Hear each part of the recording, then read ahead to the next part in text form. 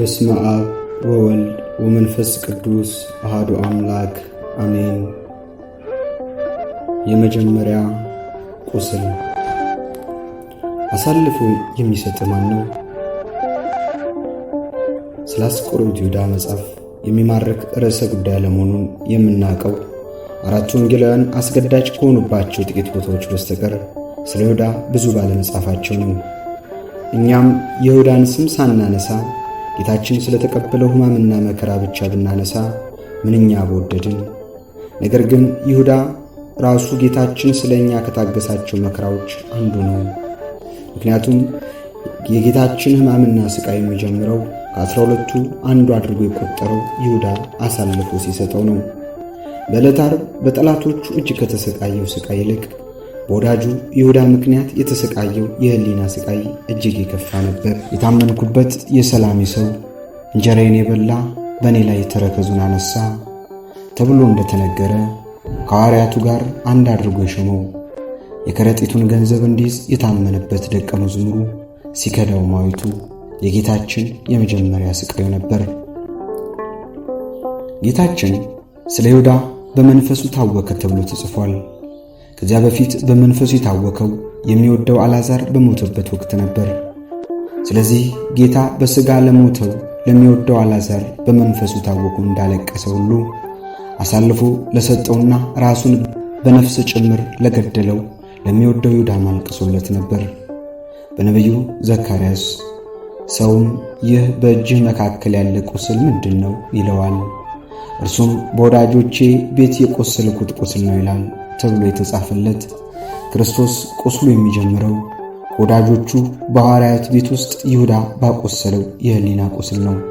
ትንቢተ ዘካርያስ ምዕራፍ 13 ከቁጥር 6።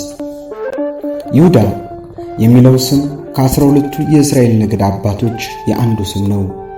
ስለ ልያ ደግሞም ጸነሰች፣ ወንድ ልጅም ወለደች። በዚህም ጊዜ እግዚአብሔርን አመሰግነዋለሁ አለች። ስለዚህም ስሙን ይሁዳ ብላ ጠራቸው ተብሎ ተጽፏል። ዘፍጥረት ምዕራፍ 29 ከቁጥር 35። ይህ ስም የአስቆሮታዊው እጅ ገብቶ ተጠላ እንጂ በብሉይ ኪዳን ሰዎች ለወንድም ለሴትም ለማውጣት የሚመርጡት ስም ሲሆን በዕብራይስጥ ምስጉን፣ እግዚአብሔርን አመሰግናለሁ፣ በእግዚአብሔር የሚታመን ማለት ነው። በሐዋርያት መካከል ይሁዳ የሚል የመጠሪያ ስም ያላቸው ሁለት ደቀ መዛሙርት ናቸው። አንደኛው አብሮ በማደጉ የጌታ ወንድም ተብሎ የተጠራው ታዴዎስ ሲሆን ከአስቆሮቱ ክህደት በኋላ ይህ ስም ተወዳጅ ባለመሆኑ ወንጌላውያኑ እውነተኛውን ይሁዳ የአስቆሮቱ ይሁዳ ያይደለ ይሁዳ ብለው የለዩት ሲሆን ራሱን የያዕቆብ ወንድም ይሁዳ ብሎ ለይቷል።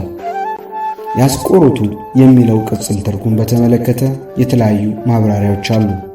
የመጀመሪያውና በብዙዎች ዘንድ ተቀባይነት ያለው ሐሳብ ቂርያት ከምትባል በእስራኤል ደቡብ ክፍል የምትገኝ የይሁዳ ነገድ ልጆች ከተማ የተገኘ መሆኑን የሚያሳይ ስያሜ እንደሆነ ነው። ይህ አጠራር ለይሁዳ ብቻ ሳይሆን ለአባቱ ለስምዖንም ጭምር የአስቆሮቱ የስምዖን ልጅ ተብሎ ጥቅም ላይ ሲውል መገኘቱ የከተማ ስም መሆኑን ለመረዳት ያስችላል። ዮሐንስ ወንጌል ምዕራፍ 13 ከቁጥር 26።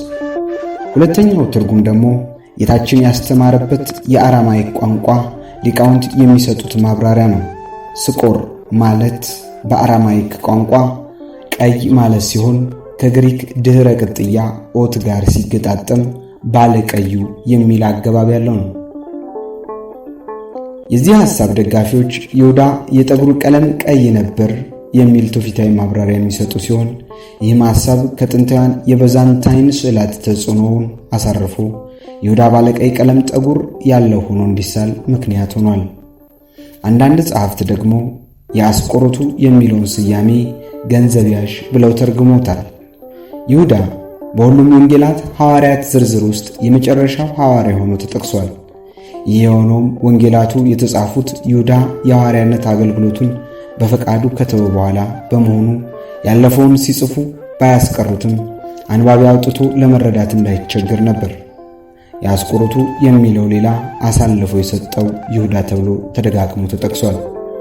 ስለ ጴጥሮስ ሲጻፍ ሦስቴ የካደው ጴጥሮስ፣ ስለ ቶማስ ሲጻፍ የተጠራጠረው ቶማስ የሚል ቅጽል ሳይገባ ይሁዳ ብቻ ለምን ከነጽፋቱ ተጻፈ ቢሉ ጴጥሮስና ቶማስ በአንድ ወቅት የሰሩትን የጥፋት ታሪካቸውን በንስሐ ስላፋቁትና ይሁዳ ግን ከነኃጢአቱ ያለ ንስሐ ስለሞተ ነው።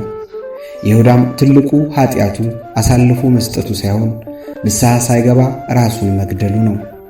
ስለ አስቆሮቱ ይሁዳ በመጽሐፍ ቅዱስ የተጻፈው ታሪክ እጅግ ጥቂት ሲሆን ስለ ጥንተ ታሪኩም በዝርዝር የተመዘገበ ነገር በወንጌላቱ አይገኝም። ወንጌላቱ የሚጠቀሙት የአባቱ ስም ስምዖን እንደሚባልና የደቡብ እስራኤላዊ ቂርያት ሰው መሆኑን ብቻ ነው። በ12ቱ ሐዋርያት ውስጥ 11ዱ ከሰሜን ገሊላ የመጡ የገጠር ሰዎች ሲሆኑ ገሊላዊ የሆነው ለኢየሩሳሌም የቀረበው ብቸኛ ከተሜ ሐዋርያ ይሁዳ ነበረ። ይህም ይሁዳ ራሱን ከሌሎች ከፍ አድርጎ እንዲያይ ምክንያት ሆኖታል የሚሉም አሉ። ይሁዳ ታሪክ በዝርዝር አለመዘገቡን ምክንያት ያደረጉ በኋላ ዘመን የተነሱ መናፍቃን በስሙ ወንጌል ከመጻፍ አንስቶ ይሁዳን እንደተበደለ ጻድቅ ሰው፣ ለእኛ መዳን ወሳኝ እንደሆነ ተባባሪ ሰው ወዘተረፈ እየሳሉ ከወንጌል ትምህርት ጋር የሚጋጭ ብዙ ክደትን ዘርተዋል። ይሁዳ አሳልፈው ባይሰጥ ኖሮ ጌታ ሊሞት አይችልም ማለት በተዘዋዋሪ የመዳናችን ምክንያት ይሁዳ ነው ማለት እንዳይሆን መረዳት ይኖርብናል። እንደ እውነታው ከሆነ ግን አይሁድ ጌታችንን ለመግደል ብዙ ጊዜ ሙከራ አድርገው ነበር። ስለዚህ ሊወግሩት ድንጋይ አነሱ። ኢየሱስ ግን ተሰወራቸው፣ ከመቅደሱም ወጥቶ በመካከላቸው አልፎ ሄደ። ስለዚህም ሊይዙት ይፈልጉ ነበር። ነገር ግን ጊዜው ገና ስላልደረሰ ማንም እጁን አልጫነበትም። ኢየሱስ በመቅደስ ሲያስተምር በግምጃ ቤት አጠገብ ይህን ነገር ተናገረ። ጊዜው ገና አልደረሰምና ማንም አልያዘውም። ዮሐንስ ወንጌል ምዕራፍ 8 ከቁጥር 59፣ ምዕራፍ 7 ከቁጥር 38 እስከ 20። ጌታችን በአይሁድ እጅ ያልተያዘው ጊዜው ስላልደረሰና ስለ ሁላችን የሚሞተው በፈቃዱ እንጂ አስገድዶት እንዳልሆነ ሲያስረዳን ነው። ስለዚህ አይሁድ ለጌታችን ያላቸው ጥላቻ ብቻ ለጌታችን ሞት በቂ መንስኤ ነበር። በወንጌል በግልጽ እንደተጻፈው ይሁዳ ጌታችንን አሳልፎ ለመስጠት የሄደው አይሁድ ጌታችንን ለመግደል ተማክረው ከጨረሱ በኋላ ነበር። በዚያን ጊዜ የካህናት አለቆች፣ የሕዝቡም ሽማግሎች ቀያፋ በሚባለው በሊቀ ካህናቱ ግቢ ተሰበሰቡ። ኢየሱስንም በተንኮል ሊይዙት ሊገድሉትም ተማከሩ። ነገር ግን በሕዝቡ ዘንድ ሁከት እንዳይነሳ በበዓል አይሁን አሉ። ማቴዎስ ወንጌል ምዕራፍ 26 ከቁጥር 3 እስከ 5። ይሁዳ ወደ አይሁድ የመጣው የረቡዕ ሸንጎ ተበትኖ ከቆየ ከሰዓታት በኋላ ነው። ከደቀ መዛሙርቱ መካከል አሳልፎ የሚሰጣቸው ሰው ይኖራል ብለው ለማይገምቱት ለአይሁድ የይሁዳ መምጣት ያልተጠበቀ ዕድል ሆኖላቸው ነበር። ሁከት እንዳይፈጠር በበዓል አንያዘው ብለው የወሰኑት በስውር አሳልፎ የሚሰጣቸው ደቀ መዝሙር እንዳለ ስላላወቁ ነበር። ሕዝብ በማይበዛበት ጊዜ ሊይዙት አስበው ነበር። ሲሰሙም ደስ አላቸው፣ ብርም ይሰጡ ዘንድ ተስፋ ሰጡት የሚለው ቃል የሚያሳየው የይሁዳ መምጣት ጨርሶ ያልገመቱት መሆኑን ነው። ማርቆስ ወንጌል ምዕራፍ 14 ከቁጥር 14። ይሁዳም የፈሩት ሁከት ሳይፈጠር ሕዝብ በሌለበት አሳልፎ እንዲሰጣቸው ምቹ ጊዜ ይፈልግ ነበር። ሉቃስ ወንጌል ምዕራፍ 22 ከቁጥር 6። በዚህ የምንረዳው ጌታችን ተሰቅሎ እንዲሞት የይሁዳ ድርሻ እጅግ ወሳኝ እንዳልነበርና የእርሱ ሚና ያስፈልገው በስውር እንዲያዝ ለማመቻቸት መሆኑን ነው።